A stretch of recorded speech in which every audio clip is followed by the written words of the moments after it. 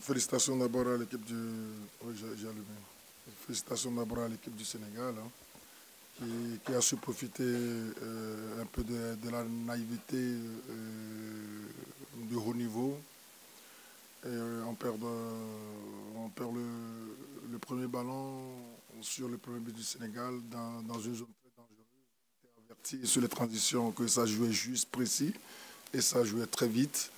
Donc malgré ça, on encaisse un but. Le deuxième but sur une faute anodine, et où le joueur pouvait défendre tout en restant debout, parce que le ballon était sur le côté, non dans l'axe. Oui, ce sont des actions de naïveté, et le Sénégal, avec la grande expérience, a su profiter de ces situations pour nous mettre en difficulté.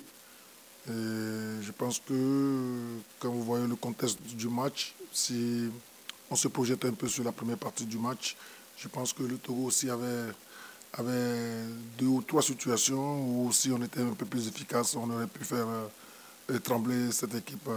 Et l'issue de ce match, je ne pense pas que ça devait être la même. Merci beaucoup, coach. À présent, si on va aux questions. Vous vous présentez et puis vous posez votre question. On n'aura qu'une seule question, s'il vous plaît. D'accord. Bonsoir, coach. Bonsoir. Mes encouragements pour la prestation. Coach, durant la préparation de ce match, c'est Amadou Bey, hein, cette Sport TV. Durant la préparation de ce match, sur quel aspect vous avez plus travaillé? Nous, en arrivant ici, on savait que le Sénégal devait avoir le ballon, mais nous, notre organisation nous a permis de les contrer. J'ai dit ici hier que je ne vais pas changer mon plan de jeu par rapport à cette équipe parce que je supposais suffisamment préparé pour pouvoir respecter notre plan de jeu.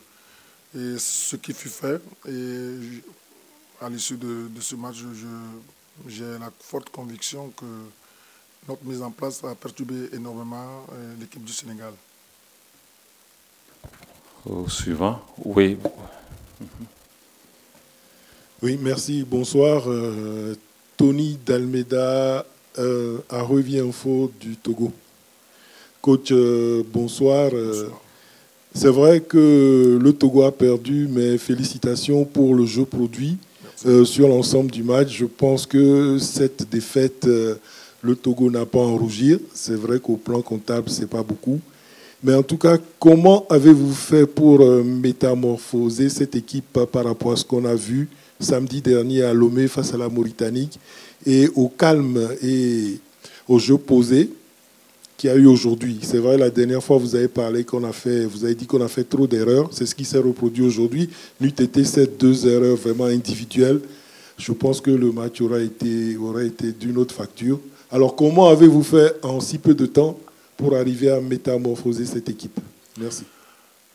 Et quand vous prenez l'historique de nos buts encaissés, vous allez voir que ce sont les mêmes problèmes. On y travaille là-dessus. Comme je disais tantôt, on savait que sur les transitions, la justesse et la qualité des joueurs du Sénégal étaient au-dessus. Donc on s'était dit qu'il y avait des zones dans lesquelles il ne fallait pas amener le ballon, les perdre. Et du moment où c'est arrivé, on a été vite sanctionné direct. Et on a regardé beaucoup de vidéos de l'équipe du Sénégal et on s'est rendu aussi compte que ce n'est pas une équipe aussi... Et dans les intentions de nous empêcher à jouer, ils ne vont pas énormément nous poser problème parce que au niveau des courses, dans le travail défensif de la première ligne, les courses ne vont pas à fond. Donc ça veut dire que dans les sorties de balles, vu qu'on part avec 3 défenseurs centraux, et les 2 pistons peuvent redescendre dans nos zones de construction pour créer la supériorité numérique et sortir le ballon. Donc c'est ce qui a un peu perturbé l'équipe du Sénégal. Et oui, ça fait partie de nos principes de jeu aussi, mais je pense qu'on les a bien exécutés et ça a posé pas mal de problèmes à l'équipe du Sénégal. Merci. Merci beaucoup.